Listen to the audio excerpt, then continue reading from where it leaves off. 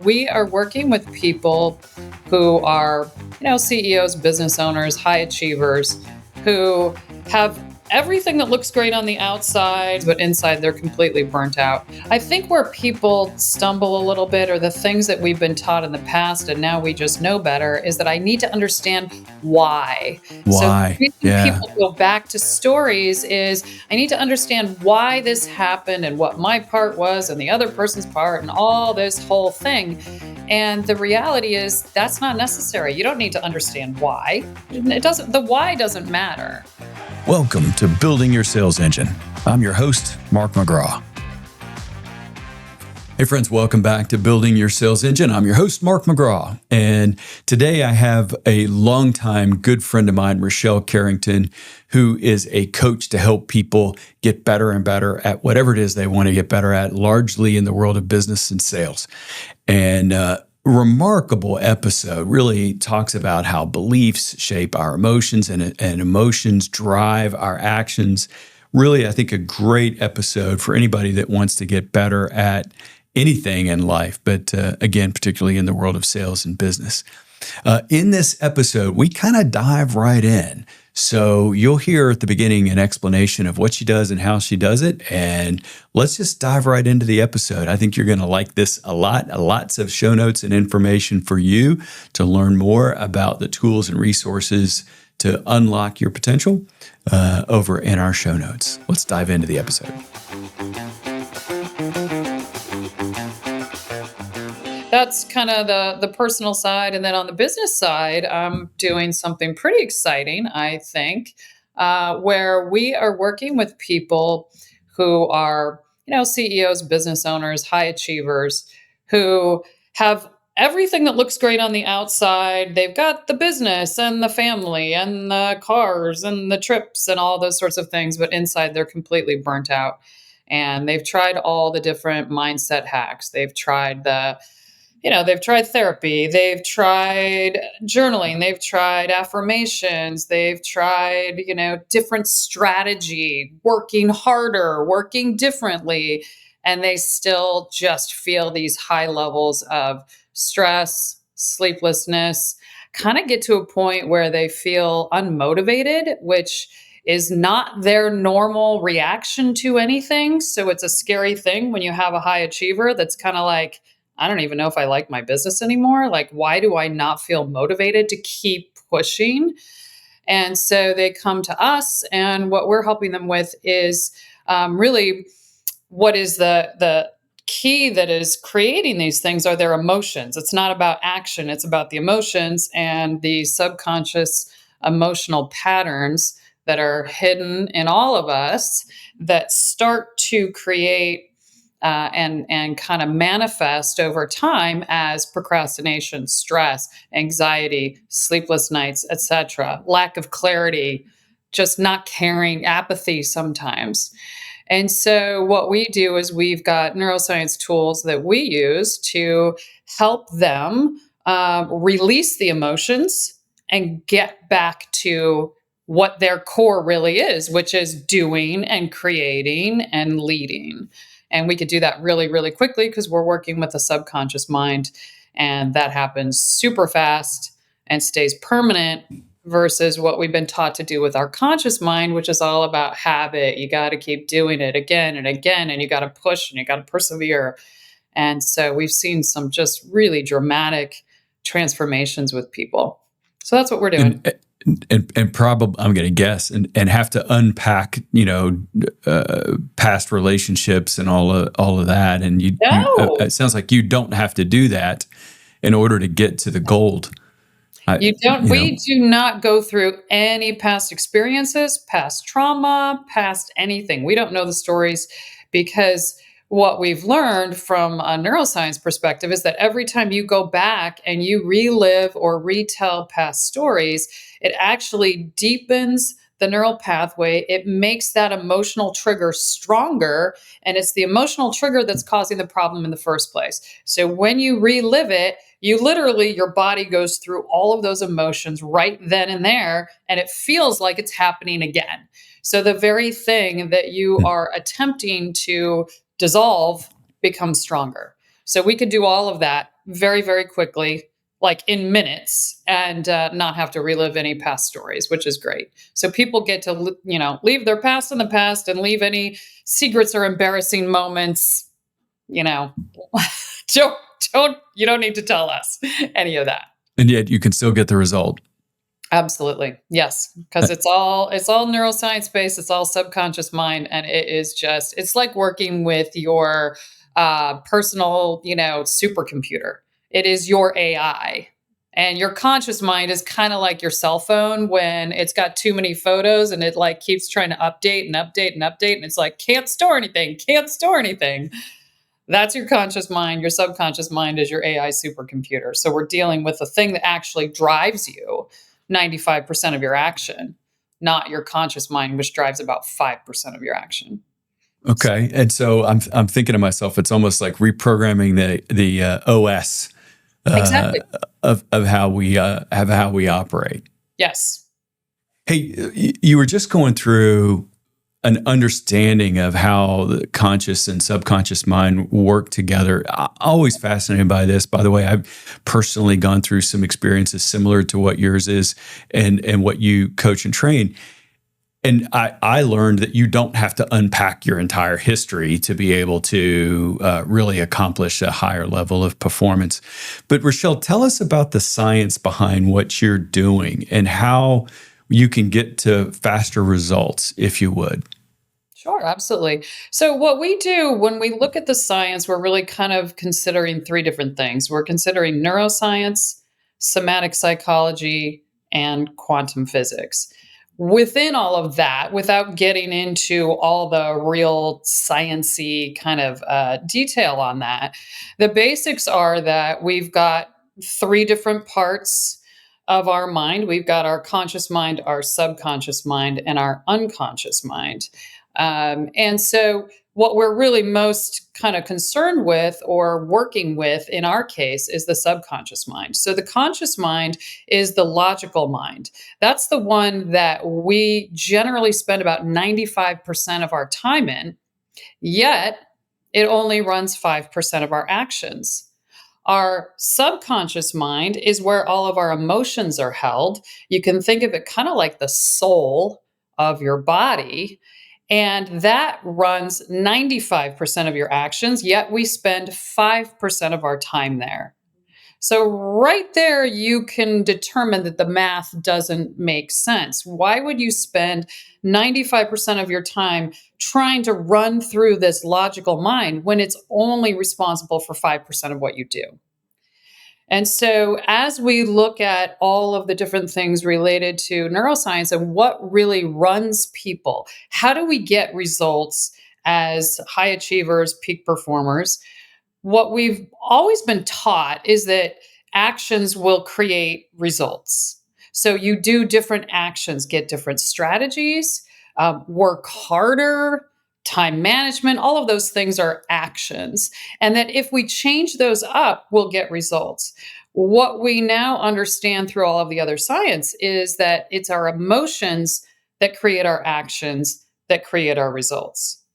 So, if that is the case, if you want different results, easier results, better results, faster results, all you got to do is go back to the emotions.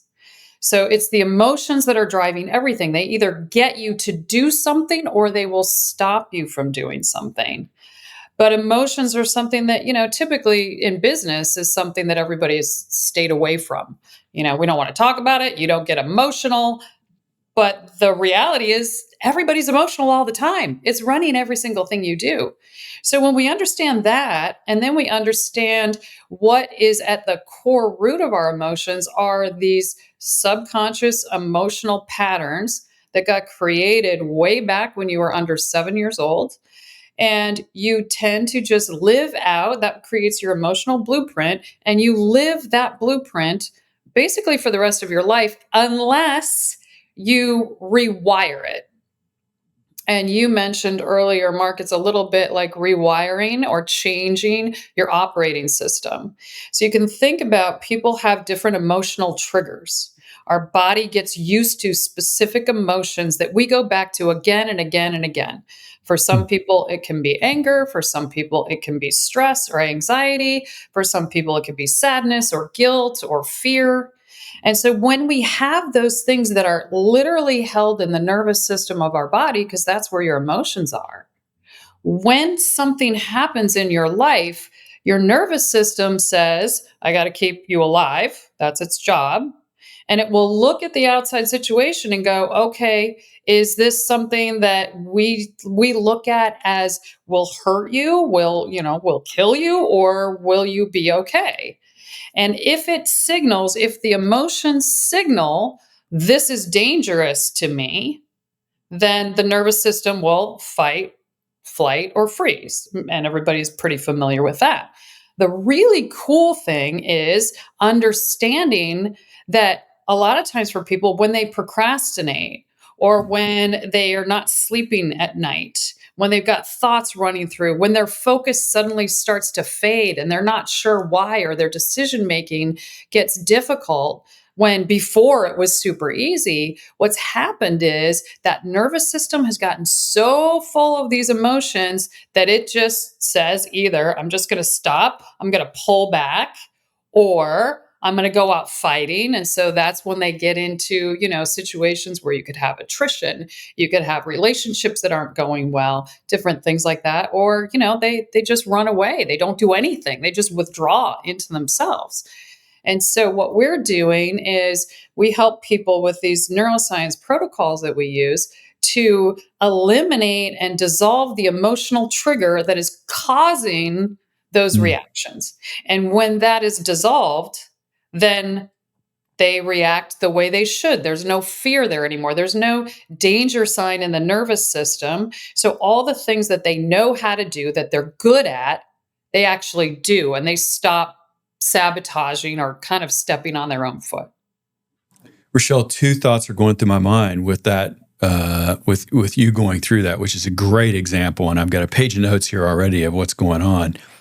One example, I'm looking for an example of how you see this in the business world. I'm thinking of two, maybe choose either one of these, like either you've got someone who's procrastinating and putting off prospecting calls, could be cold calls, referrals, or whatever on the sales side, or as a manager, maybe I'm putting off confronting something that needs to be addressed. Yes. So we could look at either one of those. Walk me through what someone might be experiencing with either of those examples, and let's unfold that thing so we can see it. Well, it depends obviously on the individual, but oftentimes what's happening is that nervous system is getting a threat response. So let's take the manager that doesn't want the conflict. Conflict to them may be something that they learned way back, that if you step up and have a difficult conversation, relationships get severed, or somehow you get into, an escalation that is unwanted, or it creates stress in a situation.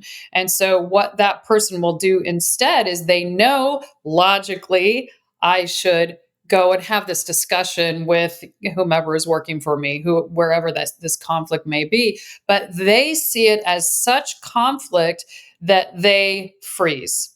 They don't do anything because that fear of what could happen, even though they know logically it probably won't, that fear is going to shut it down. And now they're fighting with themselves. You've got the conscious mind saying, deal with the problem. And the subconscious is going, if you do, you're going to die. That's how dire it feels in the body. Now, we don't know that. You don't actually sit there and feel, oh my gosh, I'm going to die. But what you do feel is fear, discomfort. And that's when you will start to procrastinate, or just, for a lot of people, just ignore. It'll go away on its own. It'll be fine. Let it wait. And that obviously creates future problems down the road. So let's say somebody got the script. If you can't say something nice, don't say anything at all. As a manager, as a 7-year-old, that's probably a good rule of thumb. As a 37-year-old manager, not such a good rule of thumb. That you need to say you need to address things. You need to put things out like that. Right. And then the other thing that I could see happening is that if somebody, let's say a 7-year-old got into a fight with somebody, then that threatened them physically. If that's carrying over to them as a 37-year-old or 47 or 57, add whatever you like, I could see how that would tie in. Is that what you're saying? Is it those feelings that happened as a child then parlay themselves into behaviors as adults? Yes, because during that 0 to 7 time period, there is no logical reasoning in your brain. It has not been developed yet. So I'm everything not that sure I've had one since, but then that's, well, some I people. some people, you, me, I mean, just me. Sorry. So, so under 7, we know that the brain is in the theta state, which basically means you're just a sponge, and all you do is you just take in information. And that's why if you look at little kids under 7, they kind of look like zombies. They're just like they're walking into walls, they're looking all over the place. They have no idea what's going on because they're literally, it's almost like they're in a zombie like state. They just take in, take in, take in. So somebody says something to them. Let's say that, mom is tired one night and she says, "Why can't you be like your brother?" That kid then goes, "What does that mean to me? I'm not good enough." Then they go to school. They don't do well on a test. I'm not good enough. Then they go on the playground. Somebody doesn't want to play with them. I'm not good enough. Now, during all of that first 7 years, since there is no logic, they can't logic themselves out of it and say, well, just because I didn't do well on this test doesn't mean I'm stupid or it doesn't mean I'm not good enough. It just means it was one test. There is zero logic there. So all of these patterns, just think of them like piling up on top of each other for that first 7 years. And that then becomes that core belief. And every single human goes through this. There is not one human that does not experience it. But that core belief becomes the way that they react later on.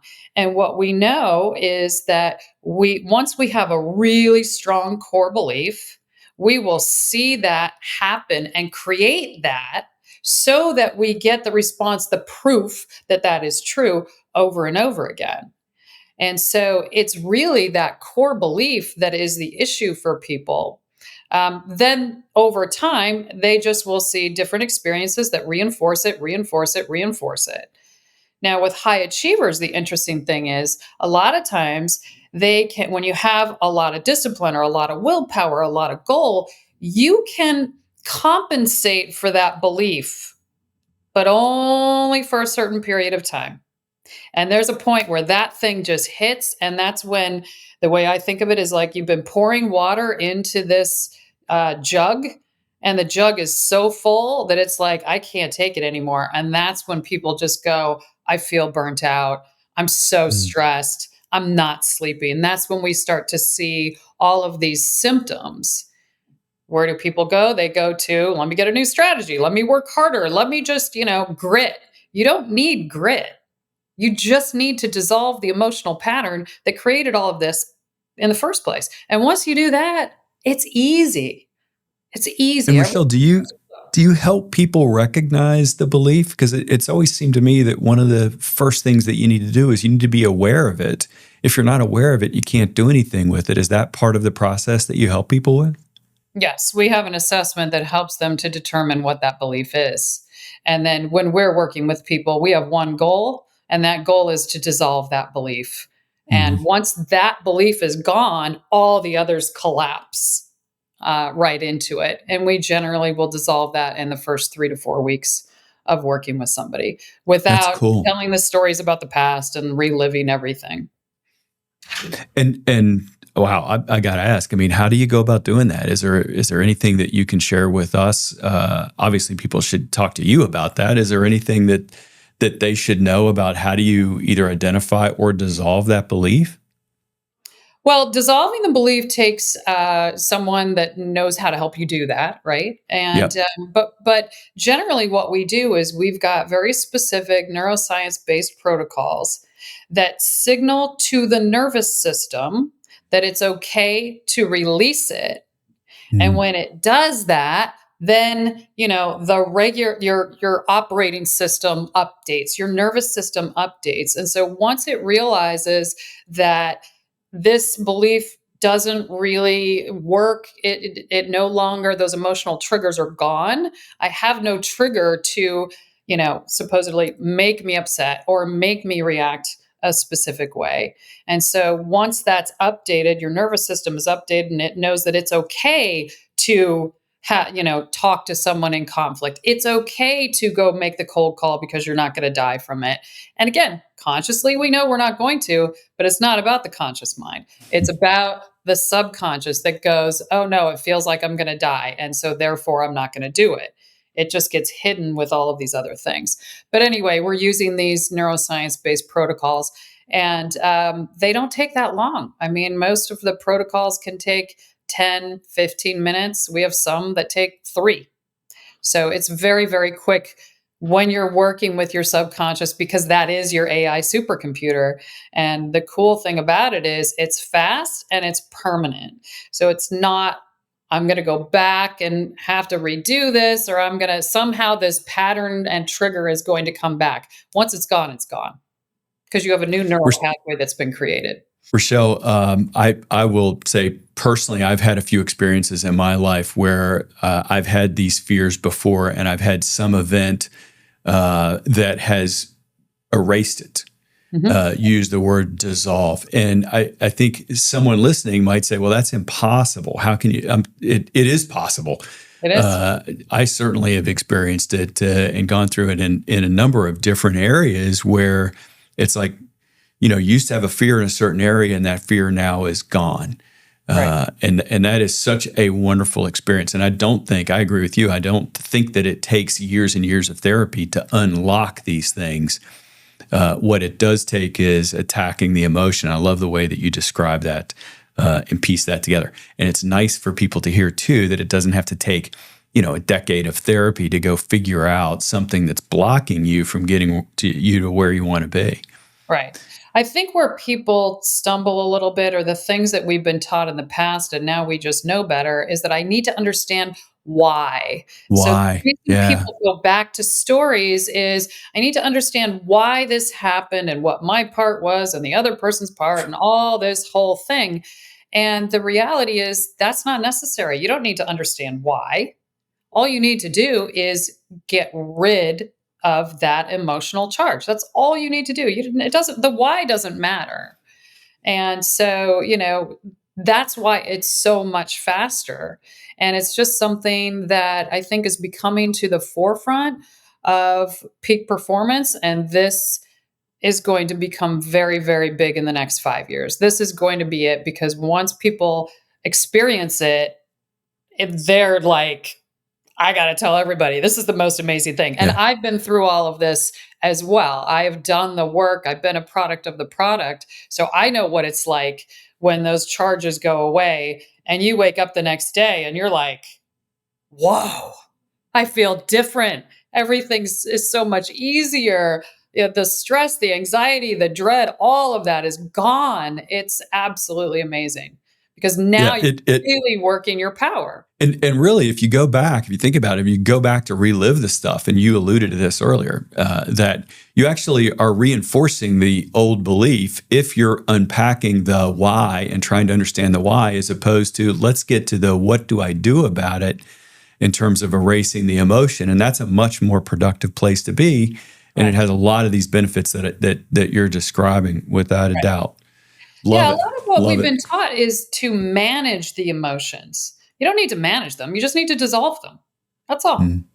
Why would I manage? Management, that's hard. That takes a lot of work, takes a lot of effort. I got to keep working on it over and over, and it doesn't fix the root cause. If you're managing the emotional trigger, you're not fixing the root cause. And that's the same thing with telling the stories and therapy and things like that. You're not fixing the root cause. What you do when you dissolve the emotional trigger, now that entire root that's been buried down, down deep in there is gone, and it can't grow back. What kind of results have you seen with people, Rochelle? Oh, we've seen some amazing things. I mean, we've seen people double their revenue in, 3 months. We've seen people Hmm. who we had one CEO who had grown a pretty big company for about 20 years. He was only in his 40s, and he came to me and he just said, I can't stand my company anymore. I don't like going in there. I don't know what's wrong with me. When I enter my building, I get this terrible feeling. I feel like everybody just wants a piece of me all the time. And as a result, I'm thinking of either selling it or just like locking myself in my office and not talking to anyone. And he just said, what's wrong with me? And I said, there's nothing wrong with you. It's the belief that we got to dissolve, that we'll get rid of it all. So once we did that, we worked with him for about 8 weeks. He always wanted to expand to Mexico and to Asia. And he had been working on for years on that. And he called me up about a month after and he goes, you're not going to believe this. Like all the pieces fell into place to expand the business. He had been looking for a CFO for years. He's like, I don't know why I couldn't find one. All of a sudden, this guy shows up. So a lot of things that happen seem like coincidence. Hmm. But the way that I sort of explain it to people is you've got all these opportunities in front of you. And when you've got these emotional triggers still in that nervous system, what happens is you put a wall between you and the opportunity. You can't Hmm. see them. You see one way of doing something. And if things don't go within that pathway, they don't come into your vision. Once all of those emotional blocks come down, now you see hundreds, if not thousands of ways, and that roadblock is no longer there. So things just start coming to you. And we have people, sleeping through the night within 2 weeks when they're like, I haven't slept for years. People stop drinking, people losing weight, relationships improving significantly, where they maybe haven't talked to someone in their family for years and now they have no problem with that. And the business results are pretty impressive as well. Just a lot of revenue and profit dropping to the bottom line. That's So, amazing. That's yeah. amazing and wonderful, and to me very believable because again, I've experienced it as well. Rochelle, I'm curious: is there a little element of we coach and train the reticular activating system, RAS? Is there a little bit of that in there? That's the, to me at least as I describe it, it's the part of the brain that filters out things that you aren't looking for. So if that person is looking for a business opportunity, they may not. They would see it if they're looking for it. And if I'm totally off base, tell me it's okay. No, we use the RAS quite a bit, and it really is what you focus on is what you see, is the basic idea behind that. Now, when people are looking for business opportunities, which, most business owners, salespeople are, we're all looking for new opportunities. But what we do is we believe it has to come one way. And if Mm, it doesn't come the way that we've already decided it must come, then we don't really see it. And, we had one client who said, I used to just like step over deals that I didn't even know were there. I'm sure I had hundreds of deals standing in front of me. I couldn't see them. And now all of a sudden, they've all become very, very clear.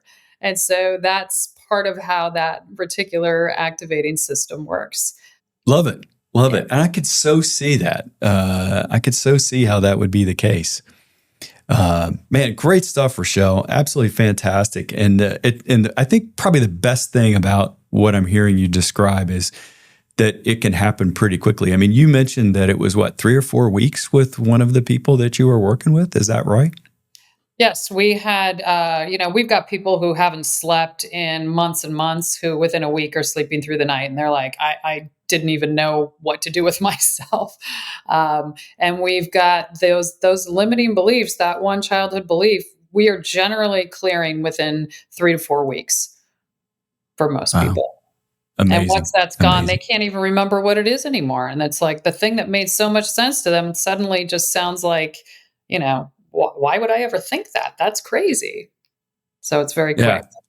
That is the to me it's the most fantastic part of it because you can unlock success and it's rooted in beliefs and emotions and I love the way you describe it, once you dissolve those things, it frees you up to see opportunity and to go build a business and fix problems or situations that many people have been struggling with for years or decades in terms of their life, and you feel so much freer. You feel lighter as a result of it. And I'm speaking from my own experience. Yes, yes. So, And when you feel lighter, everything is easier. So you don't have to do the grind. You don't have to have the grit. You don't have to rely on all the discipline and all the willpower, which we know is fleeting anyway. None of that. It helps, obviously, but you don't have to rely on that and then get upset with yourself when you're like, I didn't have the willpower for that, 66th day. Oh no, now the habit is not there.